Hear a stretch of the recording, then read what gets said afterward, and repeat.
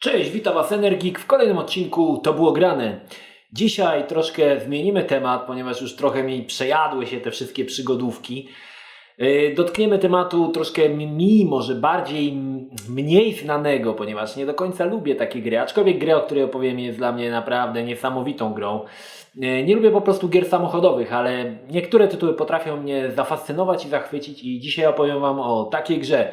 Przenosimy się do roku 1976 wraz za sprawą gry Interstate 76. Niesamowitego tytułu wydanego przez firmę Activision w roku 97 chyba. Chyba w 97. Do roku 76, w którym jest to rok dziejący się, znaczy może inaczej, historia gry dzieje się w alternatywnej historii, ponieważ w roku 76 nadal trwa kryzys paliwowy i pojawiają się największym dobrem, największym luksusem nie są pieniądze, ale jest właśnie ropa, benzyna napędzająca te wspaniałe samochody właśnie z lat 70. Pojawiają się oczywiście gangi samochodowe, które na swoich furach mają niesamowite karabiny maszynowe, różne wyrzutnie rakiet, które walczą właśnie o ropę, o paliwo do swoich samochodów. Z intra dowiadujemy się, że niejaka Jade Champion zostaje zamordowana przez Antonio Malocchio. Jade popełnia błąd, który później zostanie nam nakreślony. Jaki to błąd? Wyszła z samochodu, ponieważ w Interstate 76 nie powinniśmy nigdy wychodzić z samochodu. Oczywiście jest to też podyktowane tym, że engine wykorzystywany w grze nie pozwalał na tego typu zabawy. Gra jest typowym samochodowym simem, że tak powiem, z dodatkiem strzelania. Jeżeli graliście w jakieś tego typu gry, to najbardziej zbliżoną taką grą byłoby chyba Twisted Metal. Aczkolwiek Interstate naprawdę ocieka niesamowitym klimatem lat 70. Gra wykorzystuje silnik wykorzystany wcześniej w grze MechWarrior 2, który pozwala renderować wektorowe lokacje. Graficznie gra słabiutko dzisiaj wygląda, nie ukrywam, ale na tamte czasy posiadała niesamowitą, słuchajcie, fizykę samochodu, który potrafił naprawdę... Fizyka, która zachowywała się naprawdę niesamowicie i samochód zachował się właściwie w większości wypadków tak jak w rzeczywistości. Późniejsza emulacja, późniejsze karty graficzne, czyli 3DFX, popularny Monster, pozwalały uruchomić tą grę już z filtrowaniem tekstur, już z jakimś bardziej bogatym tym oteksturowaniem otoczenia. No i gra wyglądała po prostu lepiej. W grze wcielamy się w Groove'a Championa, czyli brata zamordowanej Jade Champion, który chce ją pomścić. W spadku dostaje od swojej siostry samochód 71 Picard Piranha. To jest taka fura, jeszcze po polsku powiem, Picard Piranha z roku 71. Niesamowita fura, której będziemy śmigać właściwie do samego końca. Oprócz Groove'a Championa poznamy jego też przyjaciela, można powiedzieć, że jest na początku takiego mentora, Taurusa, czarnoskórego Taurusa. Jeżeli oglądacie moje vlogi o hip-hopie i pamiętacie track lata 70., jest tam taka zwrotka, taki wers, żółta koszula plus wielki kołnierz, sprawdź mój sygnet z grawerowanym słowem groove. Jest to właśnie wzięte z wyglądu właśnie czarnoskórego Taurusa, który właśnie tak się ubierał. Ponadto będzie nam towarzyszył Skitter, nie do końca normalny gościu, ale potrafiący niesamowite rzeczy robić z samochodami.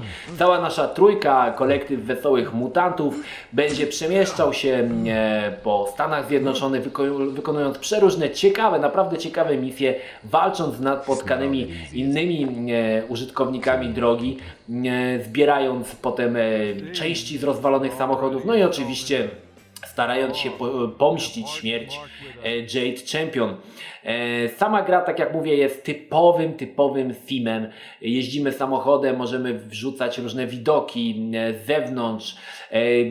W grze autorzy chyba jest to jedyna gra, w której coś takiego autorzy zaimplementowali, ponieważ podczas naszej walki w samochodzie, gdy samochód wroga już zaczyna ciężko dymić, mamy możliwość wyjrzenia z prawego bądź z lewej strony drzwi i zabić kierowcę kierowcę strzałem z Magnum 45. Niesamowita sprawa, ponieważ w większości tego typu gier walczymy z samochodami do momentu, aż one wybuchną. A tutaj, jeżeli nie chcemy zniszczyć części w danym samochodzie, wystarczy, że wychylimy się w lewą albo w prawą stronę i zaczniemy napierać z naszego Magnum 45, zabijając samego kierowcę. Słychać wtedy taki charakterystyczny dźwięk klaksonu, kiedy jego głowa opada na kierownicę i przyciska klakson. Niesamowita sprawa. Niesamowity efekt. Ogólnie udźwiękowienie w grze zasługuje na dodatkową właściwie historię, ponieważ jest to chyba pierwsza gra, w której wykorzystano efekt Dopplera. Jeżeli nie wiecie, co to jest efekt Dopplera, jeżeli jeździcie samochodem i mija was drugi samochód, słychać takie charakterystyczne tium, to jest właśnie efekt Dopplera i pierwszy raz chyba wykorzystano właśnie ten efekt w Interstate 76. Dodatkowo towarzyszy nam niesamowity soundtrack, taki wzorowany na lata 70. Są to takie mocno funkujące kawałki, które spokojnie można sobie słuchać osobno na wieży, ponieważ są one nagrane w formacie audio. Wśród soundtracków stawiam na półce, wśród trójki moich ulubionych soundtracków z gry. Naprawdę niesamowita sprawa. Same misje, które nas będą spotykać, zależą na przykład na bronieniu jakiejś stacji benzynowej, a to na pokonaniu czegoś, a to tam trzeba przewieźć rannego Taurusa. No różne takie fajne historie, które jakoś się spajają tą całą fabułę. Na osobną wzmiankę zasługują też cutscenki, słuchajcie, ponieważ ponownie Activision pierwszy raz coś takiego zrobił chyba w grach komputerowych i chyba do tej pory nikt tego nie powtórzył. Otóż cutscenki opierają się na renderowanych postaciach, które nie posiadają w ogóle oteksturowania. Są one tak zwane z surowych poligonów. Doskonale to podkręca klimat, a też nie odstaje od samego wyglądu samej gry, ponieważ gra właściwie opiera się na takich surowych poligonach nieoteksturowanych, a i postacie właśnie wyglądają w ten sposób. Dziwnie to może dla młodszych graczy wyglądać, jeżeli spojrzycie, bo postacie nie posiadają ani mimiki, nie posiadają właściwie oczu, twarzy, mają tylko jedne takie poligony i z grubsza na wymodelowany kształt ich facjat, ale sprawdza się to i faktycznie cutscenki są naprawdę fajnie nagrane. Dodatkowo jest niesamowity, słuchajcie, podkład wokalny, szczególnie Taurusa, który w wielu kwestiach przypomina mi charakterystyczny wokal Samuela L. Jacksona, chociaż Taurus ma jeszcze bardziej taki funkujący wokal niż Samuel L. Jackson. Naprawdę mistrzostwo świata. No dobrze, gra, ponadto jeszcze jedna rzecz, słuchajcie, gra umożliwiała grę online. Jest to jedna też z pierwszych takich gier, która umożliwiała grę po sieci, słuchajcie. Mało tego, do dzisiaj ludzie grają w Interstate'a po sieci. To jest niesamowita sprawa. Jest to tak dobry sieciowy sieciowa rozgrywka, że nadal ludzie w to grają. Grę, które widzicie filmy nagrane, nagrałem na emulatorze 3D Fixa. Naprawdę niesamowicie ciężko się namęczyłem, żeby tą grę uruchomić. Często mi się to wieszało, w ogóle się nie chciało to odpalić. Widziałem, że na Gogu jest też wersja Interstate, ale jako że ja nie jestem Gogusiem, a chcę grać na wersjach, które ja posiadam, no w końcu jakoś doszedłem do tego, jak to odpalić. Naprawdę Interstate miał się pojawić wiele miesięcy temu, ale od tego czasu po prostu walczyłem, żeby to uruchomić, żeby to jakoś działało. W końcu udało się, nagrałem cały gameplay, wszystkie misje udało mi się od początku do końca przejść i jest ok. Oprócz oczywiście Interstate'a powstały też dodatki Nitro Racers i Vigilante 8 oraz Nitro Pack. Nie posiadam tych dodatków, aczkolwiek nie będę o nich mówił, ponieważ nie grałem w te dodatki. Nie jestem fanem ogólnie dodatków fabularnych do gier. Interstate doczekał się też sequela. Ciekawe podejście autorów, ponieważ sequel dzieje się w latach 80., także wszystko jest jakby dostosowane do lat 80. i fryzury, i gadki, i muzyka. Niesamowita sprawa, oczywiście, co ciekawe, w Interstate 82 już można wysiąść z samochodu, można wyjść z samochodu, wsiąść do innego samochodu. No nie jest to może tak rozbudowane jak w GTA, ale faktycznie bardziej rozbudowana ta gra, poprawiono też cutscenki, które są nam porządnie już na tamte czasy, naprawdę porządnie zrobione, porządnie wyrenderowane. Aczkolwiek Interstate pozostaje tą lepszą grą. Interstate 82 był słabszym tytułem pod względem, jeżeli miałbym wybierać z tej duologii, która była lepsza, to Interstate 76 zdecydowanie jest lepszym tytułem. No dobrze, zobaczmy, co jest w pudełku. Pudełko to jest wersja premierowa. rzadko spotykana w Polsce Big Box. W Polsce pojawiła się jakaś taka edycja w pudełku DVD, no aczkolwiek no, ta edycja jest dosyć rzadko spotykana. W środku, co mamy w środku? W środku mamy płytkę, właściwie dwie płytki, ponieważ Interstate znajduje się na dwóch płytach. No, gro danych na płycie zajmują soundtracki, no nie ukrywam. Na dwóch płytach, ciekawie jedna płyta niebieska, druga płyta jest pomarańczowa. No i oczywiście manuale.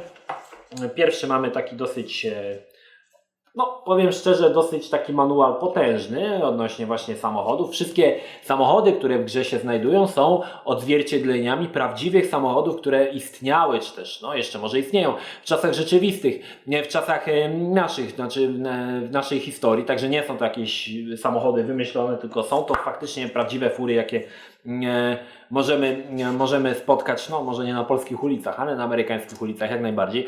Oczywiście w grze jeździmy tylko Piranha Picard, ale inne samochody są dostępne w rozgrywkach sieciowych. Mało tego, dostajemy taką karteczkę, w której mamy rozpisane całą klawiszologię. Naprawdę jest tego dużo. Po jednej stronie jest rozpisane na klawiaturce, a po drugiej jest rozpisane na takiej właśnie karteczce. Dużo tych klawiszy, niektóre są takie typowo rozrywkowe, ponieważ możemy na przykład w trakcie gry powiedzieć Taurusowi, żeby opowiedział nam na przykład wiersz przez CB Radio i on wtedy ten wiersz po angielsku napiera. Tych wierszy jest tam ileś.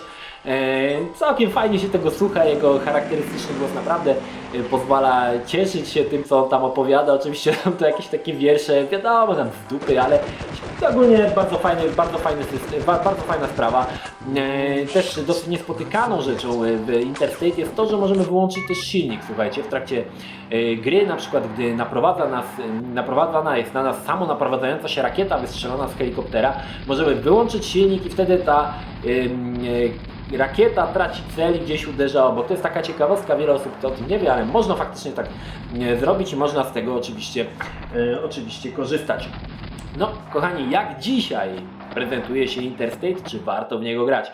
Zdecydowanie powiem Wam, jeżeli jesteście fanami Crazysa, prawdopodobnie może już trójki, albo i Dead Space'a trójki, no to gra graficznie Was odrzuci na monitora na kilometr, ponieważ jest to naprawdę słabo graficznie, aczkolwiek ma niesamowite pokłady fanu i takiej niesamowitej miodności. Sprawia radochę, po prostu niesamowitą radochę z walki z tymi samochodami, gdzie one wybuchają, gdy nam się uda pokonać jakiś samochód strzelając tylko z magnum przez boczną szybę. Naprawdę posiada takie smaczki, które potrafią wciągnąć tą grę i ciekawi nas, co będzie, słuchajcie, co będzie dalej.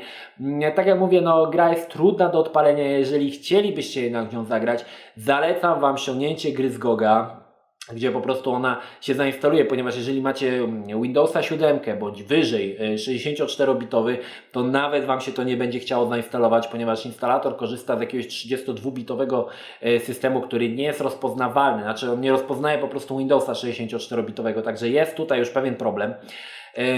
Wersja gogowa też pozwala odpalić wyższej rozdzielczości. Ja filmy nagrywałem w 640 na 480 z tego względu, że działało to na emulatorze Voodoo. Także no tutaj pewne są takie obostrzenia, których ciężko było w jakiś sposób pokonać. Tak czy tak, Interstate pozostaje jedną z moich ulubionych gier samochodowych. Nie gram dużo w gry samochodowe, właściwie nie gram w ogóle w gry samochodowe.